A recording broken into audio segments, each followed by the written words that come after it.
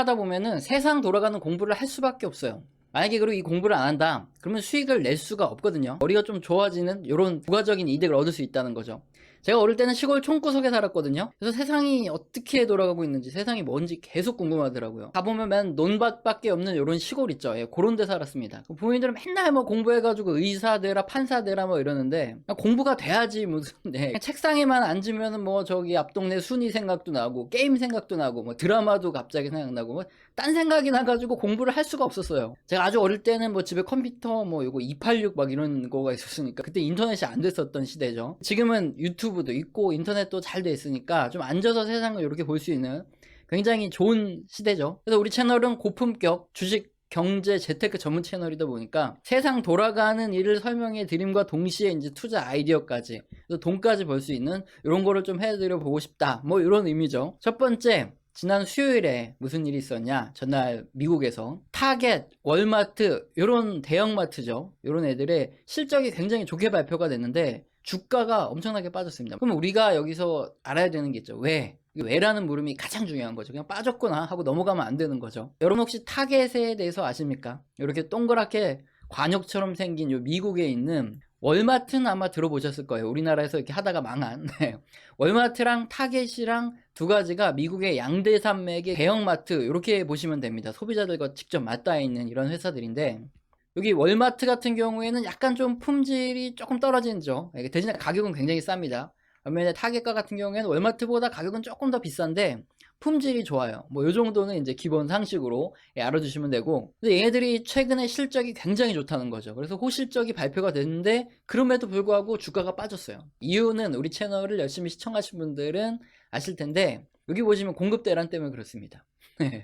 이쪽에 LA 비치랑 롱비치항 여기 이제 붙어 있죠. 그런데 여기로 들어오는 화물이 미국에 한 40% 된다고 말씀드렸는데, 여기가 지금 엄청나게 정체를 겪고 있습니다. 그러다 보니까 컨테이너도 잘 안 빠져나가고 배도 잘 못 나가고, 그러니까 글로벌적인 공급 대란이 지금 벌어지고 있는데, 꼭 여기 때문에 그렇다기보다는 여기도 꽤 큰 몫을 하고 있다는 거죠. 근데 타겟과 같은 경우에는 어떠냐, 물류 대란을 대비해 가지고 자기 전세 배를 아예 띄워버렸습니다.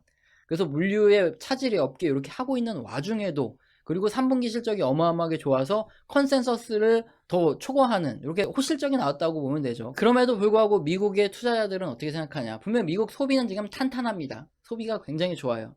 그렇지만은 이 물류 대란이라는 게 이게 쉽게 해결될 문제가 아니다 보니까 결국에는 지금 잘 나가는 뭐 타겟이라든가 월마트라든가 이런 대형 마트들, 소매 판매 업체라 그러죠. 소비자들과 맞닿아 있는 이런 업체들의 실적, 여기는 주가도 조금 안 좋아질 수밖에 없지 않냐, 이런 생각을 하는 거죠. 그래서 주가가 이렇게 쭉 빠지는 이런 결과가 나왔는데, 그럼 여기서 한 걸음 우리는 더 나갈 필요가 있겠죠. 자, 미국의 업체들, 얘네들은 실적도 좋음에도 불구하고 주가가 빠지는데, 그럼 우리나라에 있는 뭐 이마트라든가 하이마트, 그다음에 현대백화점, 신세계 이렇게 고객과 맞닿아 있는 이런 업체들의 주가는 어떨까요?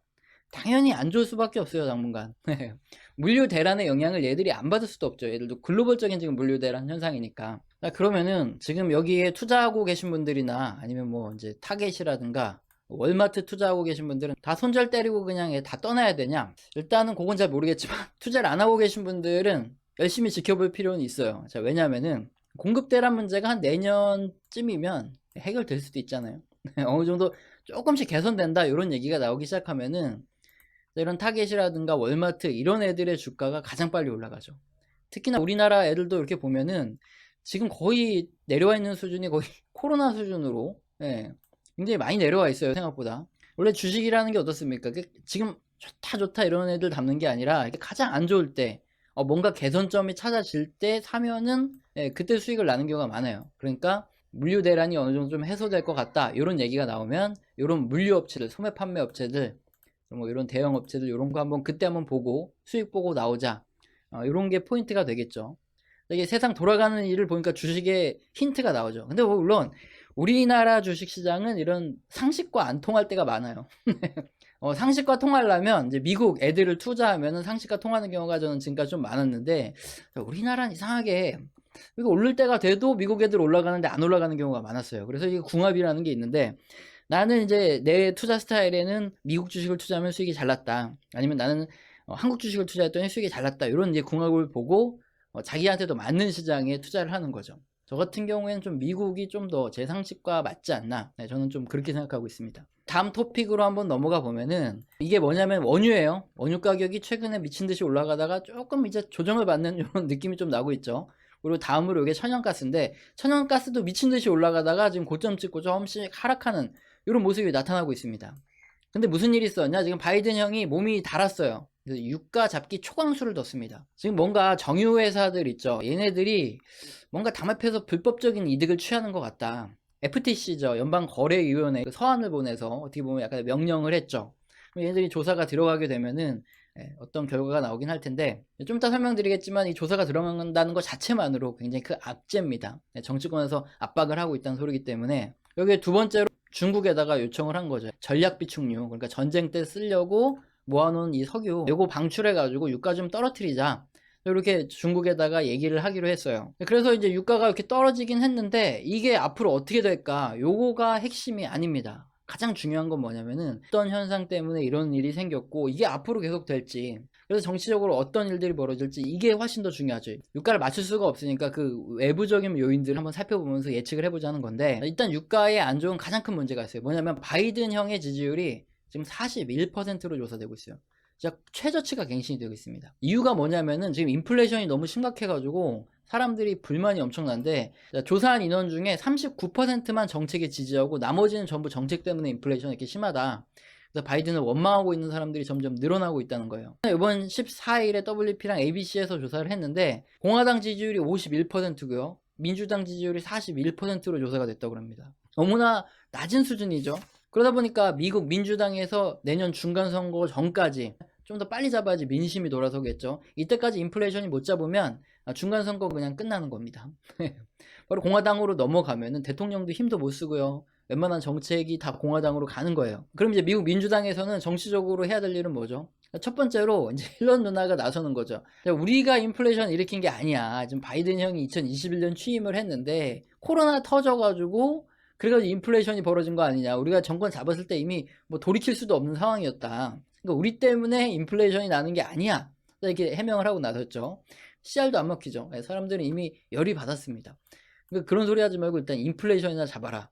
자, 그럼 2단계로 어떻게 되냐? 일단은 파월의 책임론이 좀 있는 거죠. 왜냐면은 2021년에 이제 민주당이 집권을 했는데 2020년에 이제 파월 의장이랑 트럼프 형이랑 둘이 짝짝꿍 해가지고 돈 막 풀어가지고 인플레이션 낸 거 아니냐. 그러면 이제 책임을 니네가 져야지, 이렇게 책임론을 부과시키려고 하는데, 문제는 과거 돌아가 보면은 2020년도에 어땠습니까? 이제 공화당은 어떻게든 좀 적게 풀어야 된다, 인플레이션 때문에. 근데 민주당은 거기에 막 더블로 풀어야 된다, 이렇게 막 싸우다가 막판 조율해가지고 돈을 더 풀어줬다 이거죠.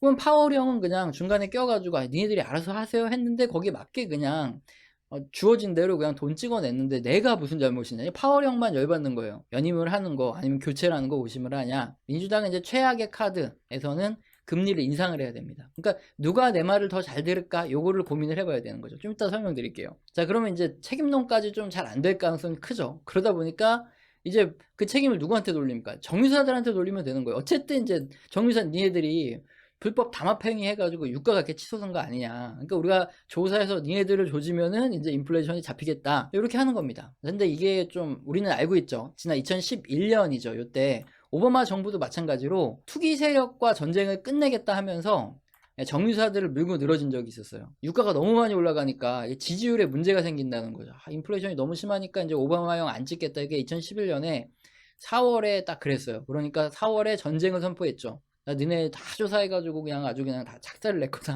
이랬더니 유가가 진짜로 77불까지 떨어졌어요. 78불이죠. 예. 그 다음에도 이제 최고점을 못 넘고 이렇게 횡보를 했던 요 역사가 있는데, 근데 뭐 결론은 어떻게 됐냐? 2011년에 아직도 투자에 대해 고민이 많으신가요? 주식에서도 당시에 이제 FTC죠. 연방거래위원회에서는 그냥 국제유가가 올라간 거니까 오른 거지, 정유사 책임은 아니야, 이렇게 돌렸음에도 불구하고, 그럼에도 불구하고 유가가 올라가기 쉽지 않았다는 거. 정치적으로 막 유가에 대해서 막 때리고 막 이러니까 유가는 올라가기 힘들었습니다, 그때도. 그러면은 앞으로 그렇게 될 확률이 좀 있죠. 정치적으로 계속 공격을 할 테니까. 그러면 바이든 형하고 미국 민주당에서 어떻게 나갈 건가, 요게 굉장히 큰 관건이 되는데, 일단 오펙 플러스죠. 오펙에다가 이제 플러스 산유국들에다가 바이든 형이 제안을 했어요. 증산 좀 많이 해서 유가 좀 떨어뜨려 달라.